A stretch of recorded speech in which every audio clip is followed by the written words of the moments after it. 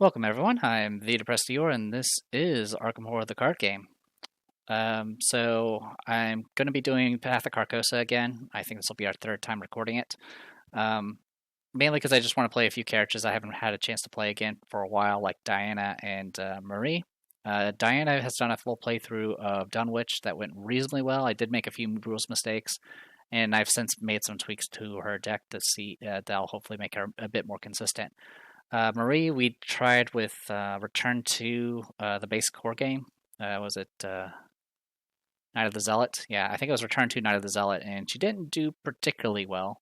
So I've kind of changed entirely what I'm doing with Marie, and we'll see how that goes. Um, on my own, I have been kind of playing through some of the later campaigns to try to get used to them. I still play them on easy, but even on easy, a lot of these have gotten rather difficult simply because the symbols have gotten much worse. For example, Innsmouth Conspiracy, the very first scenario has a -4 symbol on it. Edge of the Earth, I think, only has -3s for the first scenario. I did do a full playthrough of Innsmouth on my own, which I generally enjoyed. The weird thing where it holds your XP for whatever reason I think is unnecessary, but it's not the end of the world. I also don't generally like playing Clue, but I actually got both correct when I did attempt it, which was pretty neat. Um, I'm kind of gradually playing through Edge of the Earth. To be honest, all the reading and weird checkpoint system and the setup stuff is kind of just turning me off from it. The whole idea of going through the Arctic and stuff is really cool, and the map itself, the maps themselves are really neat. But the whole checkpoint system and just how much reading you have to do depending on the situation is just in the intro was a bit much. I've also my board as of recording this, which by the time you guys see this will probably be long past that. But my board game group, we are doing Forgotten Age. Playing it 3 players makes the explore mechanic a little less painful, but even with playing like an overpowered character such as Mandy with untabooed Penta the Queen, we are barely beating the Doom clock as of recording this, so it's been pretty rough. That being said, I did go and do a personal playthrough, two-handed, of Forgotten Age on easy, of course. I did try doing the going on your own path route and got almost to the point where you got to the secret scenario, but unfortunately I failed on the pseudo last scenario towards the end there. I did manage to get all the way to through to the end with no Yix Fury, which was pretty neat. And that boost of confidence tried to get me to actually try to record a playthrough of Forgotten Age, and it was the most cursed playthrough ever. And I ended up rage quitting around the fourth scenario. So for now, again, I'm still not going to play through Forgotten Age. It is cursed, just like Wendy is. Speaking of Wendy, I did try to play her on again on my own as well, and her ability, I don't know why people say her ability is like the ability to like discard cards and draw a new different chaos token. What it reads to me is you discard a card to draw the auto fail, because that's what happens every time I've used her ability. So yeah, I don't like playing Wendy. She's I don't know what it is, but I know she's supposed to be strong. But every time I try to play her, I just everything goes wrong with her. So it is what it is. Anyway, sorry for all the rambly stuff. One thing also I want to talk about as far as like bad luck is concerned is sometimes I do mulligan the weakness. Anytime I do a mulligan where I'm playing on my own with two-hand, I re-roll both weaknesses, even if there was one I actually was fine with. In general, I only mulligan for 2 reasons, or one of 2 reasons, which is either it's a weakness that just completely prevents that investigator from playing the game anymore. Like, for example, if I was doing like a Clover and a Thug, and the Thug got the one weakness where you spawn a monster that only the other people can hurt. I mean, I've gotten that one before, and I've managed to pull through, but it's sometimes it can be so devastating that I'm just like, I can't do anything about it. Really, the big one that really just says you don't play the game to the end is Doomed, which I wouldn't be bothered as much about it, but that kind of leads me to my second reason I sometimes mulligan is not necessarily because of the difficulty of the weakness, but how often I draw it. despite there being like, I don't know, 70 or 80 basic weaknesses in Arkham now, TTS really likes giving me the same ones over and over and over again. I've gotten Nihilism countless times.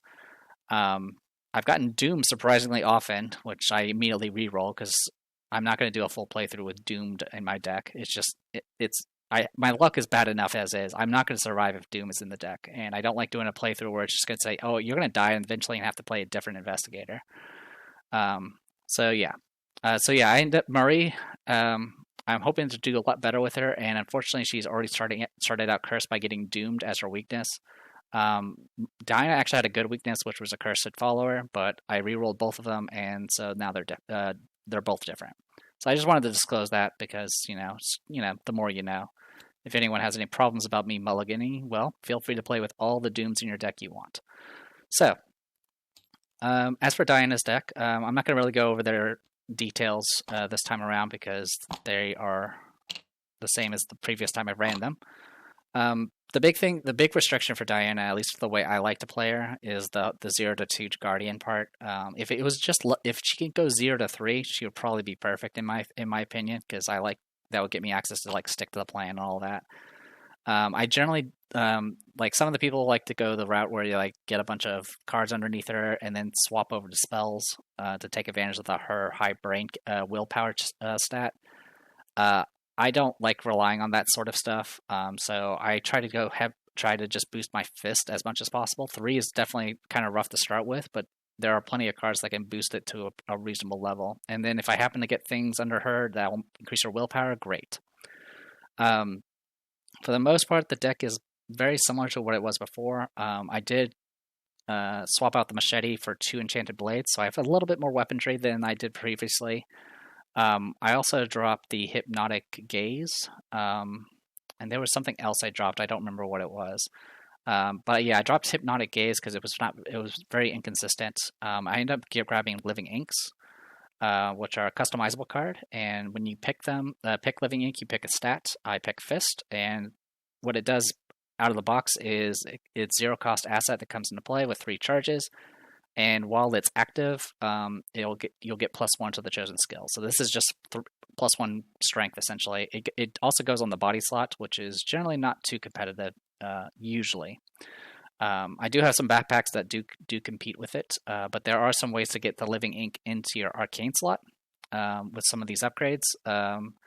So there's a lot we can play around with. We can. The key thing about living ink though is at the start of your turn you have to remove a charge from it, and if there's no charges left, you discard it. There's a lot of neat things you can do with living ink though if you have the experience to spare. Like I said, you can make it so it has 5 charges and goes in arcane slots instead of body slots. This is neat because it's not a unique card. So at that point, you can actually have 2 living inks out and play at the same time and get double the boost, which is pretty neat. There's also ways where you can opt to not spend a charge and just not get the bonus that round, in which case you'll still get the bonus during the mythos, but not during your turn. You can also, of course, expand it to buff multiple stats, buff those stats even more while penalizing others, and then ways to get charges back by getting symbol tokens. So there's a lot of neat things you can do with living ink. I was always interested in this card when I stumbled upon it. Actually, I didn't stumble upon it. One member of my board game group was messing around with this, and I was like, oh, that's kind of neat. Unfortunately, every deck where I threw this in there, I ended up removing it, but I'm hoping to see it in play with Diana, as well as Marie. Marie also has living ink in her deck. Hers is going to be focused in book for the time being. Anyway, we do have down the rabbit hole with Diana because she's going to be mostly upgrading cards. There's a few cards that are not going to be upgrades, but for the most part, they are upgrades. The other thing I did do is I leaned a little bit more heavily into skill cards. So I have a little bit more variety on that front. We have some Defiances, which can be used as an ignore effect, though it's not as consistent. It eventually becomes a bit more consistent if you upgrade it. But yeah, for the most part, everything else is very similar to before. It's just a few tweaks here and there, and the fact that I now have backpacks to help with consistency. Backpacks are going to be probably the first things I upgrade, and hopefully things will go well from there. Anyway, that is it for Diana, so let's just go ahead and move on over to Marie. So Marie, obviously her struggles is her stat line, and I guess her deck building is not too bad. But she has a weird stat line where she has both 4 book and 4 willpower as a mystic, and she does get access to 0 to 5 spells, so it's like some people are like, what's the point of even going for the book part? But there's a few things you can kind of do with her splash, where she gets 5 level 0 Seeker and Survivor cards. I ended up opting, I believe that the previous time I played her, I went heavy on the spells, Arcane Initiate, and then I took things like Lucky and some deductions and stuff like that. So I wasn't really taking advantage of her splash too much beyond just kind of getting those one-off effects. Though I also found her kind of starved of resources, so Lucky and stuff ended up kind of being more of a hindrance in most cases. She also gets access to a cult level 0, which that brings up something. Oh, that's actually something interesting. 1 second. All right, sorry about that. I made it on the spot change. So what I forgot about is the occult cards level 0. Those don't count against your splash cards. So this archaic glyphs does not count towards your 5 Seeker Survivor cards.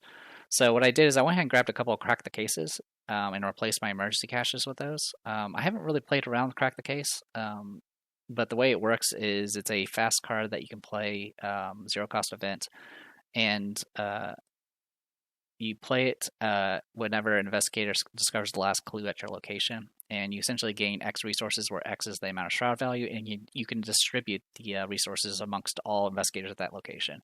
Also, you don't have to be the one that does the clearing of the clues. So, for example, if whatever reason Diana grabs the last clue, you still be able to trigger Crack the Case on that person's turn, which is pretty neat. So, real reason I'm taking this over like emergency cache is simply because this is something I can do while doing other things like investigating. Usually I don't take Crack the Case. Usually I take things like Burning the Midnight Oil, because usually my seekers are doing the investigating. Burning the Midnight Oil kind of handles that for me. But since Marie can sometimes be opting to do other things besides, well, she'll be investigating usually using her assets more than just base investigate. I'm hoping Crack the Case will be a little bit, will help in that. Also, I didn't talk about the actual weaknesses I got this time around. For Diana, her weakness is now the Devil, which is kind of rough if I draw it early. In the late game, it's not a big deal. Essentially, this is one of the bad tarots. What this does is if it's in your hand, it will you can't play any other assets until you get this out of your hand. Now, the good news is this only costs 3 as opposed to the 4 that the tower cost. But still, it is rough because you can't mulligan it if you happen to draw it in your starting hand, so it can be pretty rough. All right, for Marie's basic weakness, we have which one was it? Oh, it's down here. We have Unspeakable Oath, Curiosity, which is actually really good for the Cleaver. If what it does is, as long as you investigate a location that has no clues on it successfully, you can just discard it. So this is actually really easy to get rid of. It just eats up an action. So I definitely no complaints on that front. A lot better than Doomed, at least. So the big thing about Marie is a lot of times with Mystics, I try to play them as flexes, which is kind of what I did on our previous run with her, where I went like Shriveling, Rite of Seeking, and all that good stuff. This time around, I am focused purely on Clooving for the most part. And also, I'm leaning a bit more heavily towards her book side than her willpower side, which may sound kind of weird, because obviously she does get access to spells all the way up to 0 to 5. But the plan here is there's Archaic Glyphs, which will get you a spell that you can upgrade into. And one of the spells you can get does do regular investigates using your book, and the more you succeed by, the more clues you get from it. I believe I tried it out with Daisy, but I didn't really know what I was doing with that particular build at the time. So I'm hoping to try it again and see how it goes. The other thing is I also have, since I have access to Seeker Splash, I grabbed Grim Memoirs, which give you +2 book, and if you succeed by 2 or more, you can draw a card. Some of the things that Mystics struggle with is card draw. That's why usually they do things like heavy spells with Arcane Initiate. This time around, we're actually not that heavy in spells. I know her ability says you get extra spell actions and all that good stuff if Doom's on your card. For the most part, if I happen to have Doom on my card, great. Otherwise, I'm not going to worry about it. As for getting Doom on my cards, I do have a handful of cards. I do have David Renfield, which I've never used him before, but he's supposedly really good, especially on Tabooed. When he has Doom on him, he gives you +1 willpower. He only costs 2 to get out. He has 2 health, 1 horror soak, which is pretty good for 2 cost. As a lightning bolt, you can exhaust him to place a Doom on him, and then you gain 1 resource for each Doom on David Renfield. So essentially, in 2 rounds, he pays for himself. Now the catch, though, of course, is then you have a bunch of Doom you have to deal with. The ways to get around that is I can always play other allies to kind of replace them. I also have a couple of calling in favors that try to make use of that. We do have another ally too. We also have Alyssa Graham. This is the only mystic, at least level 0. Actually, I think it's the only mystic that provides plus book. So cost 4 to get out, has 1/3 soak, provides the plus book, which is the main reason I have her. But the other thing is you can exhaust her to take a look at the top card of the encounter deck or any player's deck. And then you can either, you may choose to add a Doom to Alyssa Graham to put that card in the bottom of the deck. So this is a great way to kind of get around certain issues whenever you can. Or you can just use it to peek to see what's coming, which can be really helpful. All right. Besides all of that, as for the rest of the splash, like I mentioned, we got the Crack the Cases, we got the Grim Memoirs. I do have 1 Knowledge is Power. This is a card I haven't messed around with, but it's supposedly really strong as well if you're using a lot of spell assets and tome assets. 0 cost. You can fast play it only during your turn. You can choose a spell or a tome or spell asset you control, or reveal one that's in your hand, and you automatically can resolve the action lightning bolt ability on that asset, ignoring all of its cost, including the action cost, if any. And then if the asset was in your hand, you can discard it to draw 1 card. So generally, what you can do with this is you can be like, okay, I have this Grim Memoir out in play, and I ran out of secrets. I can use this to essentially use it 1 more time. That's generally the lowest form of way of using it. You're usually going to use it in something like your upgraded archaic glyphs, or use it for your Necronomicon once you get that. Could also be used for your various spells that happen to be big hitters as well. But yeah, it's just getting me more extra uses out of things like Grim Memoir and all that. It's also cost 0 and it's fast to play, so it doesn't even take an action. So that's the other benefit. Is essentially gets you a Grim Memoir use that doesn't cost an action. Generally, I'll eventually be using it with the archaic glyphs once those get actually translated and upgraded. We do have a few Rite of Seekings. I do have 1 St. Hubert's Key. I think originally I had Holy Rosaries, but this time I'm just going to grab the St. Hubert's Key for the plus book and plus willpower. Rite of Seeking, of course, gets us some more additional investigation, though she had particularly bad luck with this card in the past. We do, of course, have Living Inks. These can only get upgraded to level 3, because she only gets Mystic 0 to 3 that are not spells.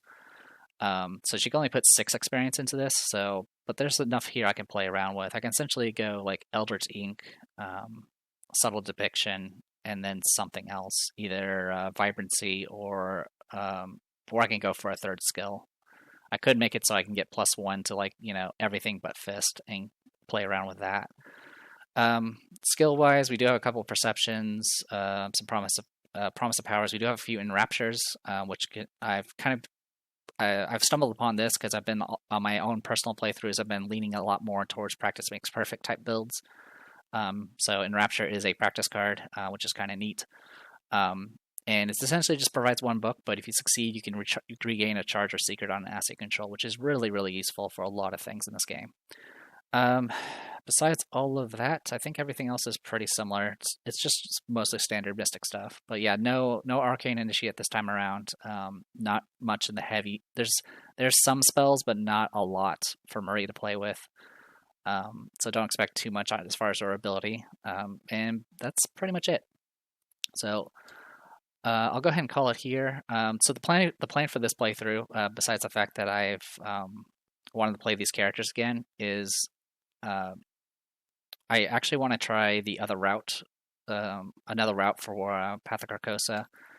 There are 2 routes you can go. You can either go Doubt or Conviction. We usually go Conviction, usually because I tend to have much higher book than I do willpower.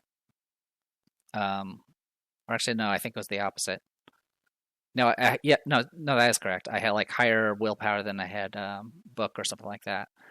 And I'm hoping with this setup, I'll be able to do the other route a little bit better. Because the biggest issue is that one weakness that you get. I think it's like Lost Soul or something.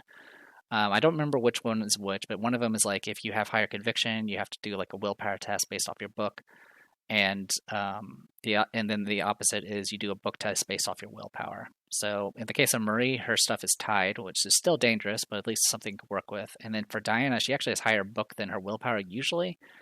But in both cases, they both have deny existences to help resist that particular weakness if it does hit them hard. All right, so with all that, I'm going to go ahead and call it here, and when we come back, we will go through Curtain Call. So I'm the Depressed Eeyore, this is Arkham Horror the card game, this is Path of Carcosa again, with Diana Stanley and Marie Lambeau. See you guys next time.